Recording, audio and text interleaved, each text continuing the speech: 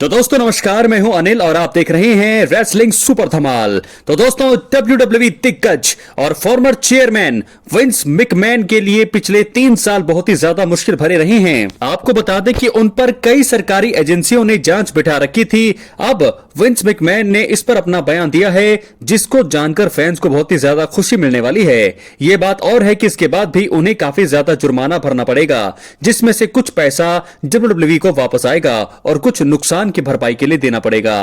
तो दोस्तों आपको बता दें कि विंस मैकमैन ने सोशल मीडिया के जरिए बताया है कि पिछले 3 सालों से चल रही जांच अब खत्म हो गई है। आप सामने देख सकते हैं उनका ये tweet, the case is closed. Today ends nearly 3 years of investigation by different governmental agencies.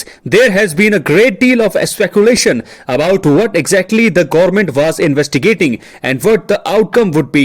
As today's resolution shows, much of that speculation was misguided and misleading.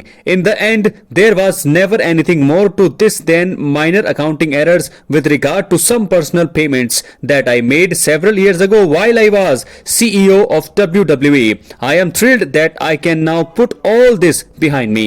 तो दोस्तों इसको सिंपल भाषा में मैं आपको समझाऊंगा, लेकिन आपको बता दें कि पिछले 3 सालों से ये जो जांच चल रही थी वो खत्म हो चुकी है। उन्होंने बताया कि ये सब कई एजेंसी कर रही थी।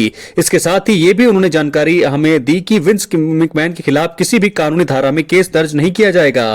फॉर्मर WWE चैंपियन के बारे में मालूम हुआ है कि उन्होंने SEC के साथ एक डील कर ली है, जिसके चलते उन्हें नुकसान की भरपाई के लिए $4 लाख देने होंगे। उन्हें WWE को $1.3 मिलियन यानी कि करीब दोस्तों 11 करोड़ 20 लाख रुपए वापस करने होंगे। ये तब है जब उन्होंने जांच में मिले सबूत को ना तो स्वीकार किया है और ना ही नकारा है। मैकमैन पर भारी जुर्माना लगा है। विंस मैकमैन ने सोशल मीडिया पर जो पोस्ट किया उसके बारे में आपको हिंदी में समझाऊं तो केस खत्म हो चुका है। आज 3 साल से अलग अलग सरकारी एजेंसियों द्वारा की जा रही जांच खत्म हो गई है। ये बहुत ज्यादा कयास लगाए जा रहे थे कि सरकार क्या जांच कर रही थी और इसके परिणाम क्या होंगे। आज का परिणाम बताता है कि ज्यादातर कयास थे और भटकाने वाले थे।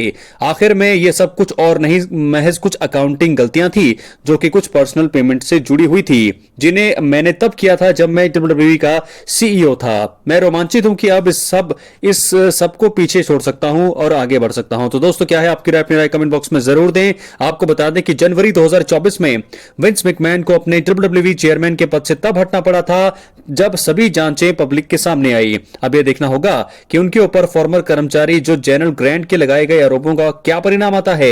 ऐसा इसलिए क्योंकि बाकी जांचों के खत्म होने के बाद अब भी ग्रांट के ऊपर आरोपों पर जांच चल रही है, जिसमें ब्रॉक लेसनर का भी नाम है। अब देखना होगा कि आगे होता क्या है।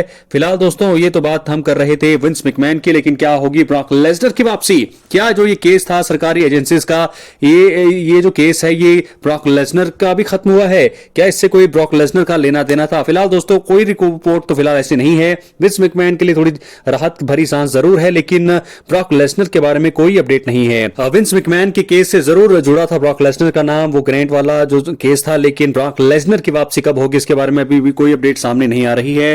कयास और अफवाहों का बाजार अभी भी गर्म है कि रॉयल रंबल 2025 में ब्रॉक लेसनर सरप्राइज रिटर्न करने वाले हैं। तो दोस्तों ये भी देखना होगा कि क्या वो आएंगे नहीं आएंगे, क्योंकि कुछ रिपोर्ट्स में कहा जा रहा है, ज्यादातर रिपोर्ट्स में कुछ भी नहीं बताया जा रहा, लेकिन कुछ एक आधी या 4-5 ऐसी रिपोर्ट होंगी जिसमें ऐसा बताया जा रहा है। वो भी प्रेडिक्शन कर रही हैं कि ब्रॉक लेसनर रॉयल रंबल में वापसी करेंगे। क्या है आपकी राय? अपनी राय कमेंट बॉक्स में जरूर दें। चैनल पर नए हैं सब्सक्राइब करने के बाद ऑल पर क्लिक करें। बहुत बहुत धन्यवाद।